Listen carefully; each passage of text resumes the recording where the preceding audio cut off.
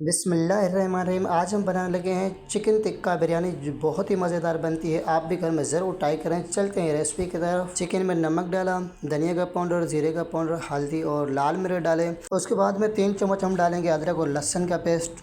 میں نے پیسٹ بنا کے رکھی تھی تو وہی ڈال رہا ہوں، تو آپ بھی بنائیں یا کوٹ کے بھی ڈال سکتے ہیں، کوئی مسئلہ نہیں۔ اور کریں گے مکس۔ چلی سوس بھی ڈالیں گے اس میں اور اچھی طرح سے مکس کریں گے۔ اس کے بعد میں ہم نے 5 پیاز کٹنگ کر کے رکھے ہیں۔ 1 لیٹر آئل اور آدھا کلو گھی میں ڈالیں گے وہ پیاز کے بعد میں ہم ڈالیں گے تھوڑے سے گرم مسالہ، جس میں کمال پٹ، اسٹار پھول اور دال چینی ہوگی۔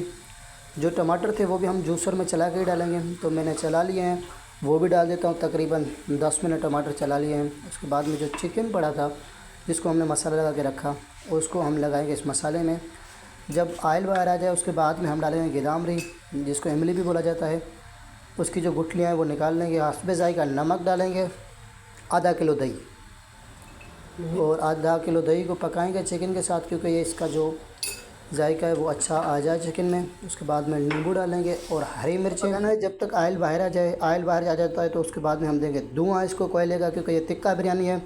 اس کے بعد میں ہم رکھیں گے پانی چاولوں کے لیے، تو میں نے پانی رکھا، ابائل ہو گیا، اس میں حسب ذائقہ نمک ڈالوں گا اور اس میں ڈالوں گا چاول۔